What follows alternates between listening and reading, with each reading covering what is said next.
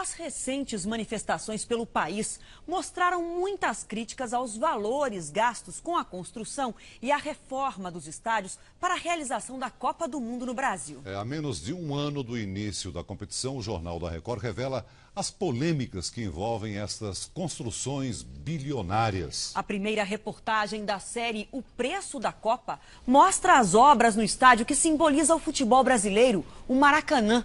Uma reforma que custou caro e provocou muitos protestos.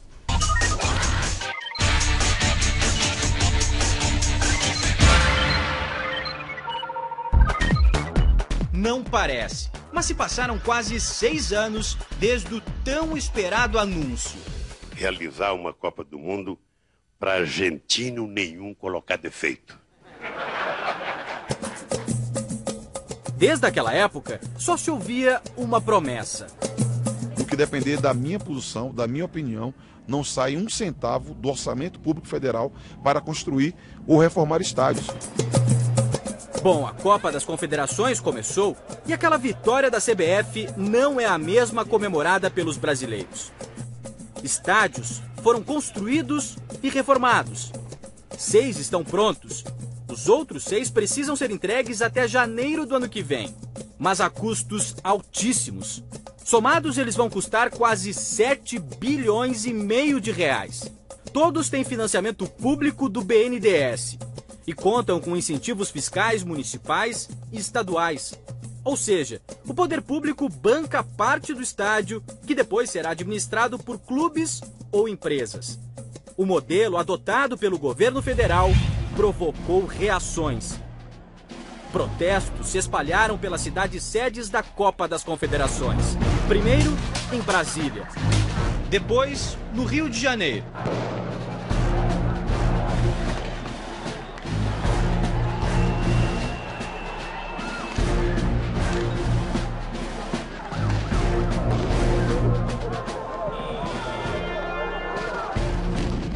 Fortaleza, Salvador. Para tentar conter a série de protestos que tomaram conta do país e que misturaram tarifa de transporte público e gastos excessivos com o estádio, a presidente Dilma foi à televisão e falou sobre os investimentos na Copa. Em relação à Copa, quero esclarecer que o dinheiro do governo federal gasto com as arenas é fruto de financiamento que será devidamente pago pelas empresas e os governos que estão explorando estes estádios. Jamais permitiria que esses recursos saíssem do orçamento público federal, prejudicando setores prioritários como a saúde e a educação. Mas não é bem isso. O governo federal vai deixar de arrecadar uma verdadeira fortuna. Só a FIFA vai deixar de pagar 559 milhões de reais em impostos.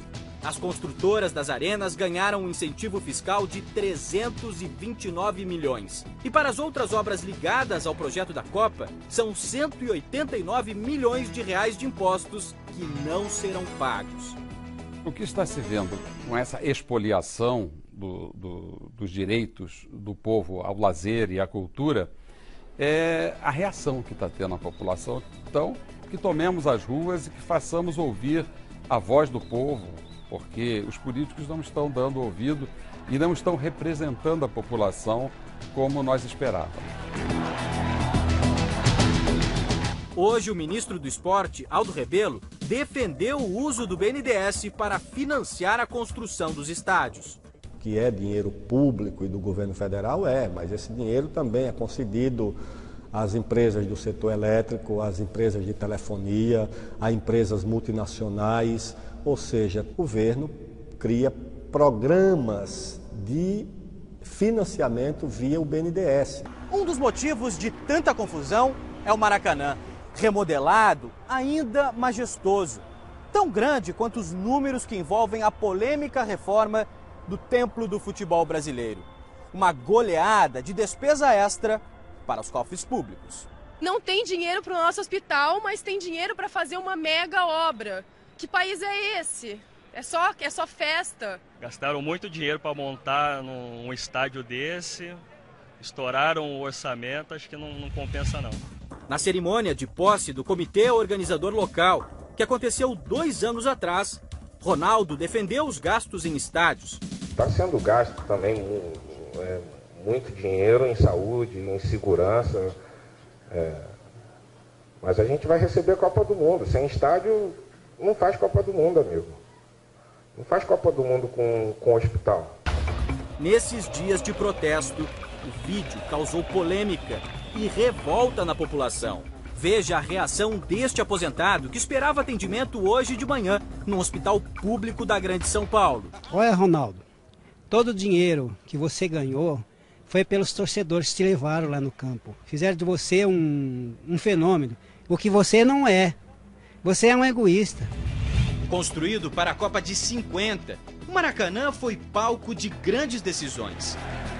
O campo por onde desfilaram os maiores craques do futebol brasileiro. Objeto de desejo de empreiteiras e governos, que sempre se escalaram para reformar o estádio, de olho na renda. Parlamentares do Rio de Janeiro fizeram um levantamento das despesas dos cofres públicos em cima da reforma para a Copa do Mundo e das confederações. A previsão inicial era gastar 705 milhões de reais, mas acabaram sendo investidos mais de R$1 bilhão na reforma do Maracanã. O dinheiro que se gastou até hoje com reformas do Maracanã daria exatamente para você preservar o Maracanã, garantir a existência dele como ele sempre foi e construir um outro estádio, por exemplo, na Barra. Por causa das obras para a Copa das Confederações, o estádio de atletismo, que ficava ao lado do Maracanã, virou estacionamento. Eu não concordo em demolir sem antes ter algo novo para que as futuras gerações do esporte possam estar praticando o esporte. Grandes nomes e peso do esporte passaram por esse complexo. Dar uma nova cara ao Célio de Barros seria perfeito. Há 3 anos de sediar as Olimpíadas, por conta das obras do Maracanã, a cidade está perdendo outro importante centro de treinamento, este complexo aquático. O principal centro de treinamento do Brasil vai ser destruído na cidade sede dos Jogos Olímpicos. Não dá muito para entender. Atleta vencedora de 3 medalhas em Jogos Pan-Americanos nos saltos ornamentais, ainda sonha em disputar as Olimpíadas na cidade onde nasceu. Quem sempre lutou por condições de trabalho pode ter que encerrar a carreira mergulhando no improviso. Pretendo do meu bolso comprar colchonetes para mim, para o meu benefício. Se algum atleta quiser vir treinar, lógico que eu vou falar com o meu treinador, com a minha treinadora, com as pessoas que treinam comigo e todas que estão aqui no Rio que se quiserem usar são bem-vindos. Mas é uma estrutura muito melhor que nada. A Defensoria Pública da União se interessou pelo caso e investigou o assunto. Um relatório de mais de 20 páginas foi produzido. Os defensores constataram que houve improbidade administrativa por parte do IPHAN.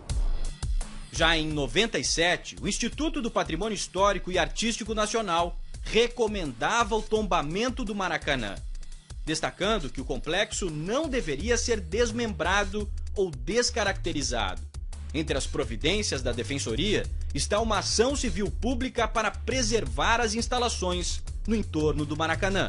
O estádio de atletismo Célio de Barros e o Parque Aquático Júlio Delamare estão dentro da poligonal do entorno de tombamento do Maracanã.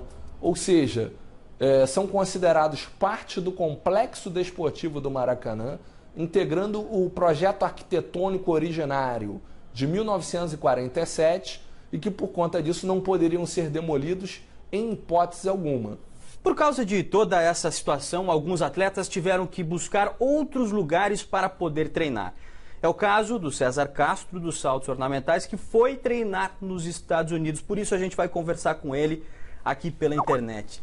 César, como é que é para você, um atleta que já disputou 3 Olimpíadas e vai disputar mais uma agora aqui no Brasil, ter que ir treinar aí nos Estados Unidos? Realmente não foi uma situação fácil, não foi algo que eu planejei. E foi uma coisa emergencial. Eu estou aqui hoje devido à situação. O local de treinamento, Júlio Delamare, era uma referência no Rio de Janeiro e fechou. Isso abala muito, isso aí causa uma revolta. E o maior beneficiário por tudo que foi investido na reforma do Maracanã não será o torcedor. Na reportagem de amanhã, você vai ver detalhes deste gol contra do governador Sérgio Cabral. Em uma licitação sob suspeita, o estado do Rio de Janeiro deu à empresa do bilionário Eike Batista o direito de explorar o Maracanã pelos próximos 35 anos.